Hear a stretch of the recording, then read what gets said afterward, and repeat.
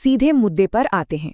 आज के इस एक्सप्लेनर में हम एक ऐसी घटना का विश्लेषण करने वाले हैं जो सच में रोंगटे खड़े कर देती है। बात 2004 के पंजाब की है। एक ऐसा वाकया जिसने एक हंसते खेलते परिवार की पूरी सोच ही बदल कर रख दी। चलिए बिना देर किए इस खौफनाक और अनसुलझी कहानी की गहराई में उतरते हैं। हम देखेंगे कि कैसे एक बिल्कुल साधारण सा फैसला किसी इंसान की जिंदगी का सबसे भयानक सपना बन सकता है। क्या मुझे छोड़कर जा रहे हो? मुझे भी अपने साथ ले चलो। जरा इमेजिन कीजिए, रात का गहरा सन्नाटा हो, एक कच्ची सुनसान सी सड़क हो और अचानक किसी के कानों में ये भयानक शब्द गूंज उठें। कैसा महसूस होगा? ये कोई मनगढ़ंत कहानी या फिल्म का डायलॉग नहीं है। स्रोत के मुताबिक ये पंजाब की एक बेहद खौफनाक रात की बिल्कुल सच्ची घटना है और यही खौफनाक वाक्य हमारे आज के इस पूरे विश्लेषण का केंद्र बिंदु है। तो कहानी शुरू होती है साल 2004 से। स्रोत सामग्री बताती है कि एक पिता अपने परिवार के लिए एक स्टेबल इनकम और फाइनेंशियल सिक्योरिटी की तलाश में थे। एक बहुत ही आम सी चाहत, राइट? वो बस कोई ऐसा काम चाहते थे जिससे उनका परिवार सुरक्षित महसूस करे। लेकिन परिवार को सेटल करने की यही मासूम सी चाहत उन्हें एक ऐसे अजीब और डरावने बिजनेस डील की तरफ ले गई जिसकी उन्होंने कभी कल्पना भी नहीं की थी। और देखिए चीजें कितनी तेजी से घटी। स्थिरता की इस तलाश के दौरान ही उन्हें अचानक एक बैंक्वेट हॉल के बारे में पता चला। ये बैंक्वेट भटिंडा के एक बहुत ही बिजी हाईवे पर था और किसी इमरजेंसी की वजह से बिक रहा था। सबसे बड़ी बात, मालिक इसे कौड़ियों के दाम बेच रहा था, वो भी पूरी तरह से फर्निश्ड, मतलब सोफे, पर्दे, सब कुछ लगाया। किसी को भी लगेगा ना कि ये तो एकदम लॉटरी है। तो बस बिना कोई मौका गवाए कुछ ही दिनों के अंदर उन्होंने इसे खरीद लिया। लेकिन इस प्राइम लोकेशन के पीछे एक बहुत ही अजीब सच्चाई छिपी हुई थी। एक तरफ तो ये बिजी हाईवे पर था जहां बिजनेस की अपार संभावनाएं होनी चाहिए थी, पर असलियत में वहां इक्का दुक्का ही बुकिंग्स आती थी। वो बड़े बड़े हॉल हमेशा खाली पड़े रहते थे और वहां एक अजीब सा ऐसा सन्नाटा पसरा रहता था जो आपको अंदर तक बेचैन कर दे। अब ये सवाल उठना तो लाजमी है ना कि इतने शानदार हाईवे पर मौजूद इतने बड़े बैंक्वेट में आखिर काम क्यों नहीं आ रहा था? खैर, बहुत जल्द इस सन्नाटे का राज भी खुलने लगा। वहां जो स्टाफ काम करता था, जिनमें मुख्य रूप से नेपाल से आए कर्मचारी थे, वो पीछे के कमरों में रहते थे और उन्होंने जो शिकायतें की, यकीन मानिए वो सीधे रोंगटे खड़े कर देने वाली थीं। उनका कहना था कि रात को ठीक 1:30 से 2 बजे के बीच खाली किचन में भारी बर्तनों के जोर जोर से गिरने की आवाजें आती हैं और तो और उन्हें हर वक्त ऐसा महसूस होता रहता था जैसे कोई उन्हें लगातार घूर रहा है, मानो कोई अदृश्य शक्ति उनके ठीक आसपास खड़ी हो। अब जाहिर सी बात है, जब किसी लॉजिकल इंसान को ऐसी बातें बताई जाएंगी तो वो इसे बस एक वहम ही मानेगा। पिता को भी यही लगा। उन्होंने सोचा, अरे इतने बड़े बैंक्वेट में कोई बिल्ली या जानवर आ जाता होगा, उसी से बर्तन गिरते होंगे। तो उन्होंने सच्चाई का पता लगाने का एक बहुत ही साहसिक फैसला लिया। ये साबित करने के लिए कि स्टाफ सिर्फ वहम का शिकार है, उन्होंने तय किया कि वो खुद रात को उस बैंक्वेट हॉल में रुकेंगे। और फिर शुरू हुई वो भयानक रात। रात के करीब 2 बजे का वक्त था। सबसे पहले सीढ़ियों पर किसी भारी भरकम इंसान की जोर जोर से हाँफती हुई सांसों की आवाजें आईं। जब उन्होंने बाहर जाके देखा तो कोई नहीं था, एकदम खाली। इसके तुरंत बाद किचन में रखे बड़े बड़े भगोने जोर जोर से जमीन पर गिरने लगे। लेकिन खौफ की सारी हदें तो तब पार हो गई जब छत का एक बहुत भारी दरवाजा, जो हमेशा लॉक रहता था और जिसकी चाबी खुद उनके पास थी, वो किसी ना दिखने वाली ताकत से इतने जोर से खुला कि सीधे दीवार पर जा लगा। उस रात का खौफ सच में अकल्पनीय था।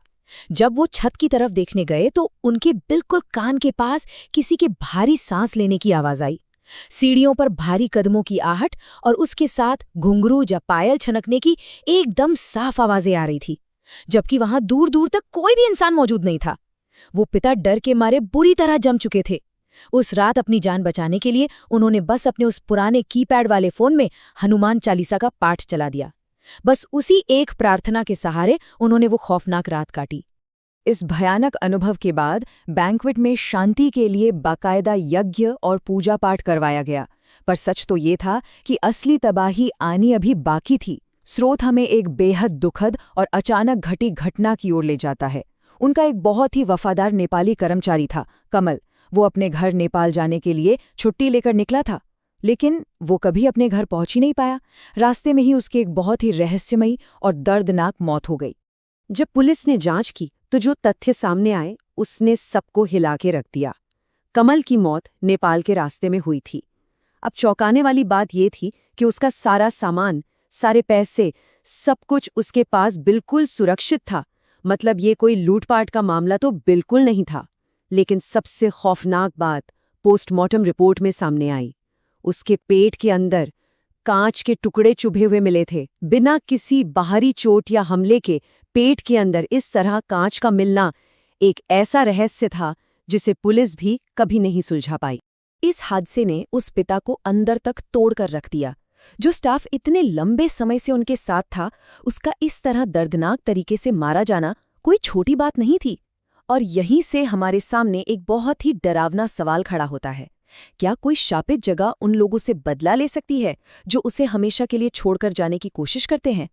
क्या उस बैंक्वेट हॉल में कोई ऐसी अदृश्य ताकत थी जो अपने शिकार को अपनी बाउंड्री से बाहर जाते हुए बर्दाश्त नहीं कर पा रही थी?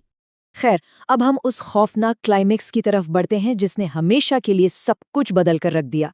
इस हादसे के कुछ समय बाद वो पिता अपने एक दोस्त की पार्टी के सिलसिले में उसी बैंक्वेट में रुके हुए थे। रात के करीब 1 बज रहे थे जब वो अपनी मोटरसाइकिल से घर लौट रहे थे। उन्होंने शॉर्टकट के लिए एक कच्चे रास्ते का चुनाव किया। ये रास्ता गुप्त अंधेरे में डूबा हुआ था। एक तरफ नहर बह रही थी और दूसरी तरफ एकदम सन्नाटे से भरे हुए बड़े बड़े खेत थे। वो सड़क पर नहीं थी, वो फसलों के ऊपर हवा में तैर रही थी। जी हाँ, इसी कच्चे रास्ते पर मोटरसाइकिल की हल्की सी रोशनी में उनकी नज़र लाल जोड़े में सजी एक औरत पर पड़ी जो हाथ देकर लिफ्ट मांग रही थी। पहले तो उन्हें लगा कि शायद रात के अंधेरे में कोई लूटने वाला गिरोह होगा, लेकिन जैसे ही उन्होंने अपनी बाइक की लाइट उस तरफ मोड़ी, जो नज़ारा दिखा वो किसी की भी रूह कंपा दे। वो औरत जमीन पर खड़ी नहीं थी, बल्कि वो उन खेतों की फसलों के ऊपर हवा में तैर रही थी। इस अकल्पनीय मंजर ने उन्हें वहीं का वहीं जमा दिया। उन्होंने जैसे तैसे अपनी हिम्मत जुटाई और पूरी ताकत से मोटरसाइकिल वहां से भगाई। लेकिन वो खौफ इतनी आसानी से पीछे छोड़ने वाला नहीं था। फुल स्पीड में बाइक भगाने के बावजूद उन्हें बिल्कुल अपने पीछे से एक भयानक सी हंसी की आवाज सुनाई दी। फिर ऐसा लगा जैसे कोई पीछे आकर बैठ गया हो और एक एकदम बर्फीले ठंडे हाथ ने उनके कंधे को कसकर जकड़ लिया हो। और फिर वो लगातार गूंजती हुई फुसफुसाहट, मुझे छोड़कर जा रहे हो, मुझे भी अपने साथ ले चलो। जब वो किसी तरह घर पहुंचे तो उनकी हालत देखकर ही अंदाजा लगाया जा सकता था कि उन्होंने क्या झेला है। वो पसीने से पूरी तरह भीगे हुए थे, बुरी तरह कांप रहे थे और उनके मुंह से सिर्फ एक ही बात बार बार निकल रही थी, आज मैंने उसे देख लिया। घरवाले ये खौफनाक मंजर देखकर एकदम सन्न रह गए। उनके दादाजी ने तुरंत उन्हें संभाला और मंदिर से लाई हुई पवित्र भभूत उनके पूरे शरीर पर मली, ताकि उस रात के उस खौफ को किसी तरह शांत किया जा सके। इस भयानक अनुभव के ठीक अगले दिन परिवार ने एक लोकल पंडित जी से कांटेक्ट किया और उन्होंने इस पूरी खौफनाक पहेली का जो ऐतिहासिक जवाब दिया वो हैरान करने वाला था। अब अलौकिक खौफ तो अपनी जगह है, लेकिन सवाल ये उठता है कि आखिर उस जमीन की मिट्टी के नीचे ऐसा कौन सा काला सच दफन था जो इतने सालों बाद भी लोगों की जान का प्यासा था। जब इतिहास के पन्नों को पलटा गया तो एक बेहद ही स्याह सच सामने आया। साल 1947 में बंटवारे के दौरान ठीक उसी जगह पर एक क्रूर नरसंहार हुआ था। बहुत सी बेगुनाह औरतों और बच्चों को वहां बेरहमी से मार दिया गया था और उनकी लाशें वहीं दफन कर दी गई थीं। दशकों तक वो अशांत आत्माएं पास बहने वाली उस नहर से ऊर्जा खींचती रहीं। और फिर 2004 में जो लोग उन कब्रों के ठीक ऊपर अपना व्यापार खड़ा करने की कोशिश कर रहे थे, वो अनजाने में ही सही पर उन शक्तियों का शिकार बन रहे थे। और देखिए, उस जगह के श्राप का पैटर्न भी कितना अजीब और खौफनाक था। ये कोई एक आम भटकती आत्मा का मामला नहीं था। एंटिटी अपना रूप बदलती थी इस बात पर डिपेंड करते हुए कि उस रास्ते से आखिर गुजर कौन रहा है। अगर कोई आदमी रात को उस कच्चे रास्ते से गुजरता तो उसे लाल जोड़े में सजी वो खौफनाक दुल्हन दिखाई देती, लेकिन वहीं अगर कोई औरत वहां से निकलती तो उसे सफेद कपड़ों में एक रहस्यमयी आदमी का साया नजर आता। जो भी जरा सा भी कमजोर दिल का होता वो अपनी जान से हाथ धो बैठता था। जब उस पिता को ये सारा काला इतिहास और जानलेवा खतरा समझ आ गया तो मुनाफे और बिजनेस के सारे विचार उन्होंने वहीं छोड़ दिए। उन्होंने बिना एक पल की भी देरी किए अपने सभी कर्मचारियों को तुरंत वहां से निकलने का आदेश दिया। वो इतना बड़ा, पूरी तरह से फर्निश्ड बैंक्वेट हॉल अपने सारे कीमती सामान के साथ हमेशा हमेशा के लिए वहीं छोड़ दिया गया। उस इमारत को उस रात के बाद फिर कभी इस्तेमाल नहीं किया गया।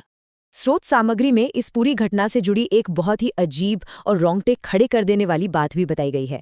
ऐसा माना जाता है कि आत्माएं या एंटिटीज अक्सर पार्टियों में खाई जाने वाली मिठाइयों की ओर बहुत जल्दी अट्रैक्ट होती हैं। उस रात जब वो पिता पार्टी से लौट रहे थे तो उम्मीद थी कि वो घर के लिए कुछ बचा हुआ मीठा लेकर आ रहे होंगे।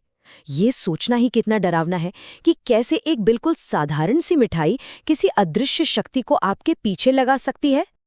और बस यही विचार हमें आज के इस एक्सप्लेनर के अंत तक ले आता है। लेकिन ये आखिरी सवाल एक बहुत ही गहरा खौफ छोड़ जाता है। अगली बार जब रात के घने अंधेरे में कोई इंसान अपने घर की ओर मिठाइयाँ लेकर जा रहा हो तो जरा सोचिएगा कि उस इंसान के पीछे पीछे अंधेरे में और कौन चल रहा हो सकता है। पंजाब के उस शापित बैंक्वेट की ये कहानी हमें ये सोचने पर मजबूर कर देती है कि जिन चीज़ों को हम अपनी रोज़मर्रा की ज़िंदगी में एकदम नॉर्मल मान लेते हैं वो असल में कितनी खौफनाक साबित हो सकती हैं।